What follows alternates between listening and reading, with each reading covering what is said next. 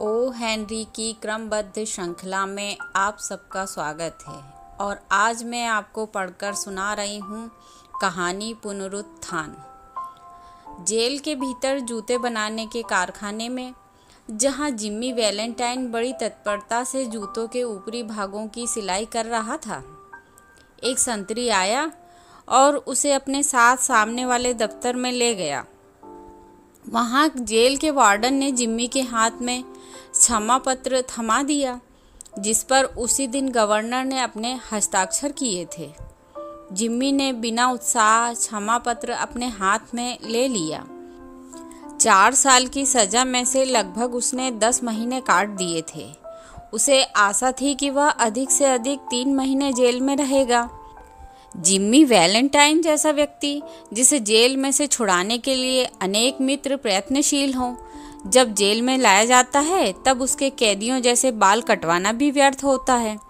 Warden ने कहा, Valentine, तुम सुबह जेल से छूट जाओगे। अभी भी संभल जाओ और अपने आप को अच्छा आदमी बनाने का प्रयत्न करो। तुम्हारा मन बुरा नहीं है। तिजोरियां तोड़ना छोड़ दो और सज्जन बनकर रहो। जिम्मी ने आश्चर्य के साथ कहा, मैंने तो जीवन में कभी तिजोरियां नहीं तोड़ी। वार्डन हंसा, ओह बिल्कुल नहीं, बिल्कुल नहीं। तो फिर स्प्रिंगफील्ड की चोरी के मामले में तुम्हें सजा क्यों हुई? क्या इसलिए कि उच्च समाज के किसी व्यक्ति को बदनामी से बचाने के लिए तुम अपने दूसरे स्थान पर होने की दलील को सिद्ध नहीं कर सके? या किसी नालायक बूढ़े मजिस्ट्रेट का तुम्हें सजा देने में कोई स्वार्थ था? तुम्हारे जैसे निर्दोष पीड़ित व्यक्तियों के पास इन दो में से कोई एक कारण ही तो होता है। जिम्मी ने उसी उदासी और सच्चरित्रता के साथ कहा, पर श्रीमान, मैं अपने जीवन में कभी स्प्रिंगफील्ड गया ही नहीं। वार्डन ने फिर मुस्कुराकर कहा, क्रोनिन, इसे वापस ले जाओ और बाहर निकलने के कपड़े पहना दो। सवेरे 7 बजे इसे जेल से मुक्त कर देना। वैलेंटाइन, मेरी सलाह फिर गौर करना। दूसरे दिन सवेरे 7:15 बजे जिम्मी वार्डन के बाहर वाले दफ्तर में आ खड़ा हुआ। उसने छैले के समान सूट पहन रखा था और उसके पास तैयार कपड़े तथा एक जोड़ी चरमराहट करने वाले कड़क जूते थे, जो राज्य की ओर से इन आवश्यक मेहमानों को मुक्त करते समय दिए जाते थे। क्लर्क ने एक रेल का टिकट तथा $5 उसके हवाले कर दिए, जिसके द्वारा न्याय यह आशा करता था कि व्यक्ति अपने आप को फिर से बसाकर एक सुशील और समृद्ध नागरिक बन सकेगा। जेल के वार्डन ने उसे एक सिगार दी और उससे हाथ भी मिलाया। रजिस्टर में वैलेंटाइन 1962 के सामने लिख दिया गया, गवर्नर द्वारा क्षमादान। और श्रीमान जेम्स वैलेंटाइन सूरज की सुनहली धूप में जेल से बाहर निकल आए। पंछियों के गीत, झूलते हुए पेड़ों और फूलों की महक की अवज्ञा करते हुए जिम्मी सीधा एक रेस्तरां में गया। वहाँ उसने गरम चिकन, सफ़ेद शराब की बोतल और जेल अधिकारी द्वारा दी गई सिगार से भी ऊंचे दर्जे की सिगार के रूप में स्वतंत्रता के मधुर आनंद का आस्वादन किया। वहाँ से वह धीरे धीरे स्टेशन की ओर चला। उसने फाटक पर बैठे हुए अंधे भिखारी की टोपी में कुछ सिक्के डाले और गाड़ी में चढ़ गया। 3 घंटे बाद वह राज्य की सीमा के पास वाले एक छोटे शहर में पहुंच गया। वह माइक डोलन के जलपान गृह में गया और वहां गल्ले के पीछे अकेले बैठे हुए माइक से उसने हाथ मिलाया। माइक ने कहा, मुझे अफसोस है जिम्मी, हम यह काम इससे पहले नहीं कर सके। हमें स्प्रिंगफील्ड में होने वाले प्रतिवाद का दृढ़ता से मुकाबला करना पड़ा और गवर्नर ने भी हमें पूरा निराश कर दिया। तुम्हारी तबीयत कैसी है? बिल्कुल ठीक, जिम्मी ने कहा। मेरी चाबियां हैं। उसने अपनी चाबियां ली और सीढ़ियां चढ़कर पिछवाड़े के कमरे का ताला खोला। सभी चीज़ें वैसी ही पड़ी थीं। बेन प्राइस नामक जासूस के कॉलर का बटन, जो उसने पिछली गिरफ्तारी के समय काबू में आने से पहले उसके कमीज की पट्टी से तोड़ लिया था। अभी तक फर्श पर पड़ा था। दीवार में से समटा हुआ बिस्तर खींचकर जिम्मी ने एक चौखटा वापस दीवार में धकेल दिया और धूल से भरा हुआ एक सूटकेस बाहर खींच लिया। उसने इसे खोला। पूर्वी तट पर सर्वश्रेष्ठ माने जाने वाले सेंध लगाने के औजारों के इस संग्रह को वह मुग्ध दृष्टि से एकटक देखता रहा।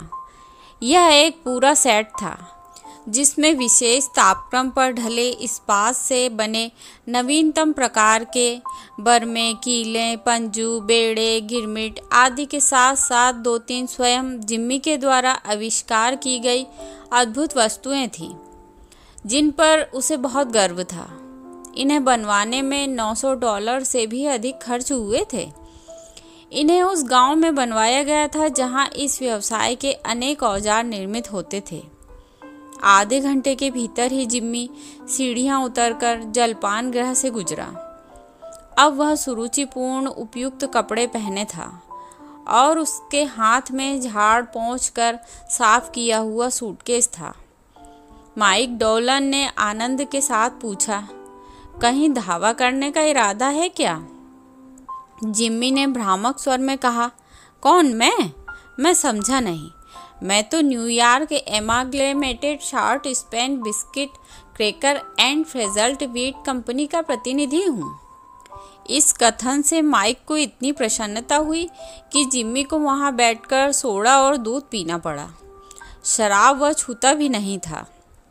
वैलेंटाइन 1762 की रिहाई के एक सप्ताह बाद रिमांड इंडियाना में बहुत सफाई के साथ तिजोरी टूटने की एक घटना हुई जिसके कर्ता का कोई पता नहीं चला।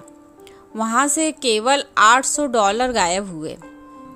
2 हफ्ते बाद लॉन्गस्पोर्ट में एक पेटेंट की हुई दुर्भेद्य तिजोरी इस प्रकार खोल ली गई जैसे किसी केक की तह उघाड़ी गई हो और उसमें से $1500 के नोट निकाल लिए गए, पर चांदी और हुंडियों को हाथ भी नहीं लगाया गया।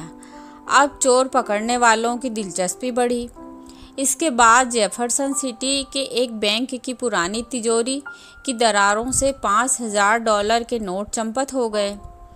नुकसान इस सीमा तक पहुंच चुका था कि बेन प्राइस जैसे जासूस अब इस मामले को अपने हाथ में ले सकें।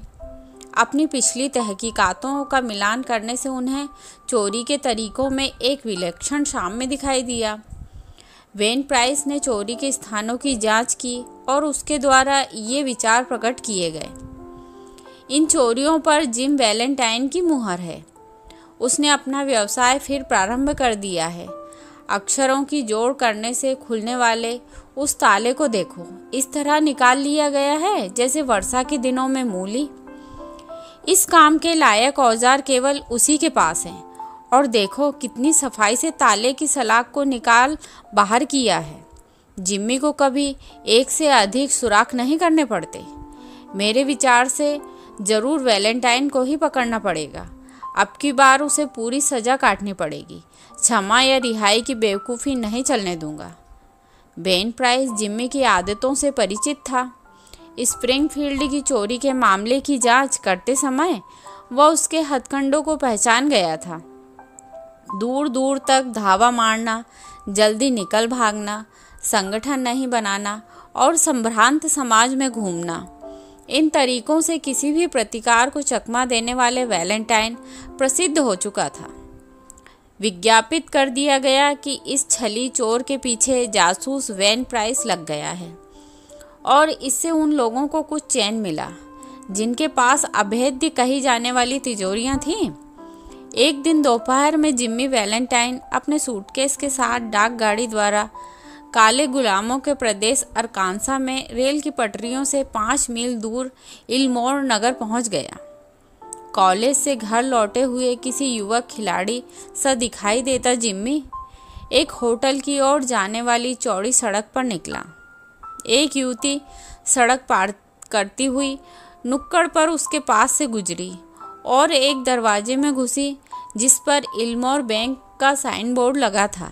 जिम्मी वैलेंटाइन ने उसकी आंखों में देखा। क्षण भर के लिए वह भूल गया कि वह कौन है और वह कोई दूसरा ही आदमी बन गया। युवती की निगाहें कुछ झुकीं और वह लजा गई। जिम्मी जैसे अदाओं और नज़रों वाले युवक इल्मोर में कहाँ थे?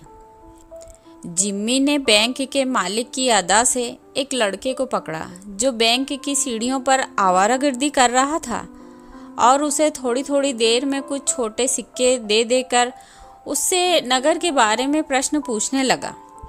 कुछ देर के बाद वह युवती बाहर निकली और इस सूटकेस वाले युवक से महारानी की तरह जानबूझकर बेखबर बनती हुई अपने रास्ते चली गई।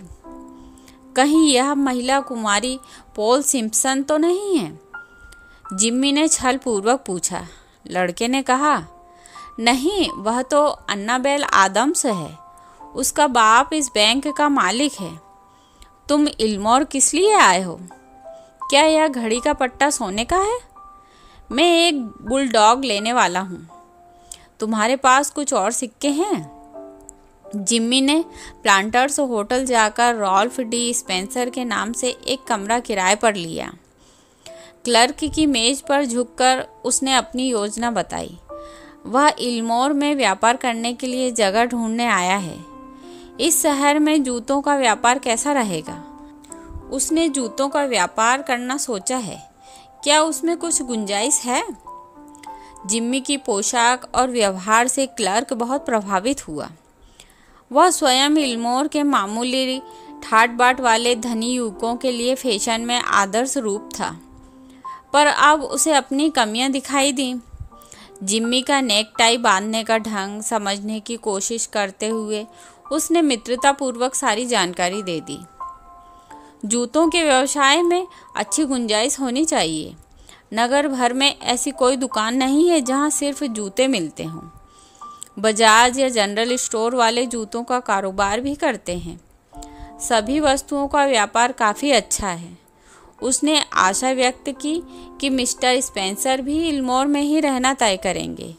उन्हें यह शहर बड़ा नफीस और यहाँ के लोग बड़े मिलनसार लगेंगे। स्पेंसर ने कुछ दिन नगर में रहकर कोई स्थान तलाश करने का निश्चय किया। क्लर्क द्वारा बोझा उठाने वाले लड़के को बुलाने की उन्हें आवश्यकता ही नहीं पड़ी। वे खुद ही अपना सूटकेस उठा लेंगे क्योंकि वह कम भारी है। सामाजिक क्षेत्र में भी वह बहुत सफल हुआ और उसके अपने अनेक मित्र बन गए। उसके मन की साध भी पूरी हुई। वह कुमारी अन्नाबेला आदम्स से मिला और उसके सौंदर्य का अधिकाधिक पुजारी बनता गया। वर्ष के अंत में मिस्टर रॉल्फ स्पेंसर की स्थिति इस प्रकार थी। समाज में उसकी काफ़ी प्रतिष्ठा थी। जूतों का स्टोर चल रहा था। अन्नाबेल से उसकी सगाई हो चुकी थी और 2 सप्ताह के भीतर ही विवाह होने वाला था। मिस्टर आदम्स, जो अपने ढंग के एक ही परिश्रमी देसी बैंकर थे, स्पेंसर को पसंद कर चुके थे। अन्नाबेल को उस पर जितना प्रेम था उतना ही गर्व भी था। वह स्वयं भी आदम्स और अन्नाबेल की विवाहिता बहनों के घरों में इतना घुल मिल गया था जैसे वह उनके परिवार का ही सदस्य हो। एक दिन जिम्मी ने अपने कमरे में बैठे बैठे एक पत्र लिखा और उसे सेंट लुई में रहने वाले अपने एक मित्र के सुरक्षित पते पर भेज दिया। प्रिय मित्र, अगले बुधवार को रात के 9 बजे मैं तुमसे लिटिल रॉक में सुलिवन के घर पर मिलना चाहता हूँ। मैं अपने कारोबार को तुम्हारे हाथों में सौंप देना चाहता हूँ। साथ ही अपने औजारों का संग्रह भी तुम्हें भेंट करना चाहता हूँ। मैं जानता हूँ कि तुम उन्हें पाकर खुश होगे। उस प्रकार के औजार की जोड़ $1000 में भी नहीं बन सकती। क्या बताऊँ बिली, 1 वर्ष हुआ मैंने पुराना व्यवसाय छोड़ दिया। मेरी अब एक अच्छी खासी दुकान है। मैं ईमानदारी से जीविकोपार्जन कर रहा हूँ और आज से 2 हफ्ते बाद संसार की सर्वश्रेष्ठ लड़की से शादी कर रहा हूँ। बिली, यह जीवन ही वास्तविक जीवन है। अब तो मैं $10 लाख के लिए भी किसी दूसरे का धन नहीं छू सकता। शादी के बाद मैं अपना सब कुछ बेच बाच कर पश्चिम की ओर जाना चाहता हूँ, जहाँ मेरे विरुद्ध पुराने अभियोगों को जिंदा कर मुझे तंग करने का वैसा भय नहीं रहेगा। बिली, मैं कहता हूँ वह कोई अप्सरा है। वह मुझ पर विश्वास करती है और मैं अब संसार की किसी भी वस्तु के लिए ऐसा घिनौना काम नहीं करूँगा। सुली के घर आना याद रखना, क्योंकि मुझे तुमसे मिलना ज़रूरी है। मैं अपने औजार साथ लाऊंगा। सोमवार की रात जब जिम्मी ने यह पत्र लिखा, बेन प्राइस बिना अवरोध के एक घोड़े की बग्घी में इल्मोर आया। जब तक उसने सब बातों का पता न लगा लिया, वह चुपचाप नगर में मटर गश्ती करता रहा। स्पेंसर के जूतों के स्टोर के सामने सड़क के उस पार वाले होटल से उसने रॉल्फ डी स्पेंसर को ठीक से देख भी लिया। बेन ने मन ही मन कहा, बैंक मालिक की बेटी से ब्याह करने जा रहे हो क्यों जिम्मी? अच्छा, देखेंगे। दूसरे दिन सवेरे जिम्मी ने आदम्स के यहाँ नाश्ता किया। उसी दिन अपने लिए शादी के कपड़े बनवाने और अन्नाबेल के लिए अच्छी चीज़ खरीदने के लिए वह लिटिल रॉक जा रहा था। इल्मोर आने के बाद नगर से बाहर जाने का उसका यह पहला मौका था। अपने चोरी के पुराने व्यवसाय को छोड़े 1 वर्ष से भी अधिक समय बीत चुका था और उसके विचार से अब वह बेखटके बाहर निकल सकता था। नाश्ता करने के बाद परिवार का सारा दल नगर की ओर चला। Mister Adams, Annabel, Jimmy, Annabel की विवाहिता बहन और उसकी दोनों लड़कियां, जो 5 और 9 साल की थीं। वे उस होटल पर आए जहां जिम्मी अभी तक रहता था और वह लपक कर कमरे से अपना सूटकेस ले आया। तब वे बैंक गए। वहां जिम्मी की बग्घी, घोड़ा और डॉल्फिन गिब्सन खड़ा था, जो उसकी गाड़ी को हाँक कर ले जाने वाला था। सभी लोग उस ऊंची गोलाकार लकड़ी की 4 दीवारी के भीतर बैंक रूम में गए। जिम्मी भी उनके साथ था। मिस्टर आदम्स के होने वाले दामाद का सभी जगह स्वागत था।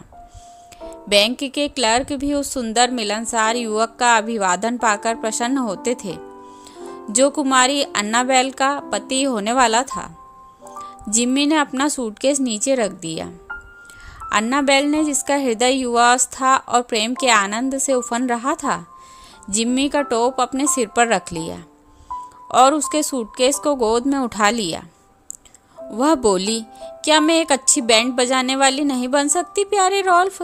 देखो तो यह कितना भारी है, लगता है जैसे सोने की ईंटों से भरा है।